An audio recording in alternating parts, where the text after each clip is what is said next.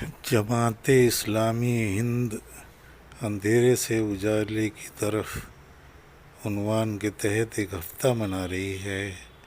इस सिलसिले का एक जलसा भिवंडी के दांडेकर हॉल में मुनक्किद हुआ। उसके शुरका की तकारीर पेश खिदमत है, मुलाहिज़ा फरमाएँ। हो कि मैं अंधेरे में हूं। गौतम बुद्ध को इसका एहसास हुआ कि ये जो हो रहा है ये गलत है, और ये गलतियां अंधेरे में ही हो सकती हैं, उजाले में नहीं हो सकती। तो उन्होंने सबसे पहले ये किया कि अपने आप को उस अंधेरे से निकाला और फिर जो है वो समाज में उस उजाले को फैलाया। तो दोस्तों ये बात जो अंधेरे से उजाले का सफर है, ये शीर्षक है, ये बहुत ही महत्वपूर्ण शीर्षक है। माजिद खान साहब ने बहुत सारी बातें कही। उनके ताल्लुक से भी उन्होंने कहा कि भाई कुरान जो है वो एक प्रकाश का स्रोत है और उसके मुताबिक हमको जो है वो मार्गदर्शन पे अगर हम चलेंगे तो रोशनी का सफ़र करेंगे। तो उस सिलसिले में भी मैं कुछ बातें आप लोगों के सामने रखना चाहता हूँ, और यही हमारे इस मुहिम का भी वो शीर्षक है। तो दोस्तों कुरान में एक बात यह कही गई है कि ऐ श्रद्धा रखने वालों, ऐ ईमान वालों, अल्लाह को अधिक याद करो, अपने ईश्वर का बहुत बहुत स्मरण करो। और यह बात अंधेरे से निकल के उजाले में आने से पहले कही गई, यानी अंधेरे से निकल के उजाले में आने की बात बाद में। और उससे पहले यह क्या कि अगर तुम्हारे दिल में श्रद्धा है, तुम्हारे मन में श्रद्धा है, ईमान है, तो तुम जो है वो अपने निर्माणकर्ता को, अपने पालनकर्ता को बहुत याद करो।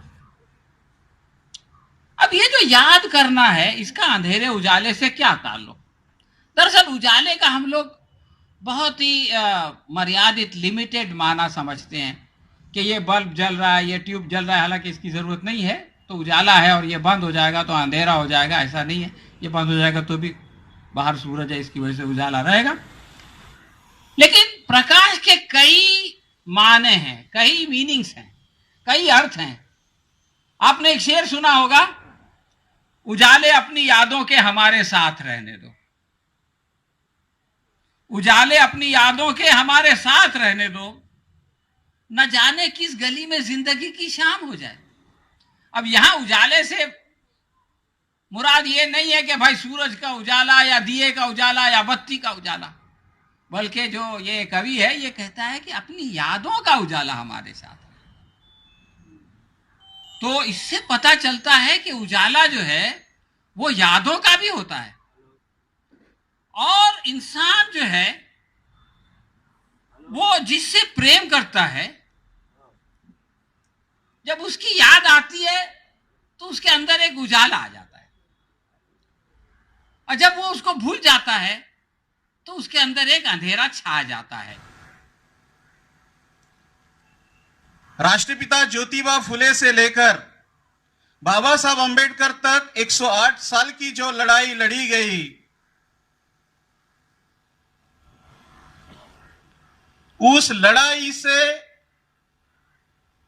एक दस्तूर निर्माण हुआ जिनको हम संविधान कहते हैं। उस लड़ाई में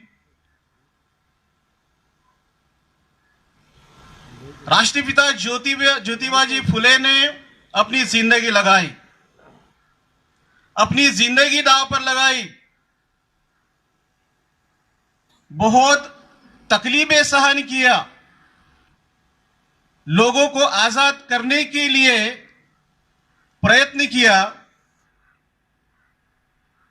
प्रजा को आजाद करने के लिए प्रयत्न किया। प्रजा दुखी थी, यही तो अल्लाह का काम है।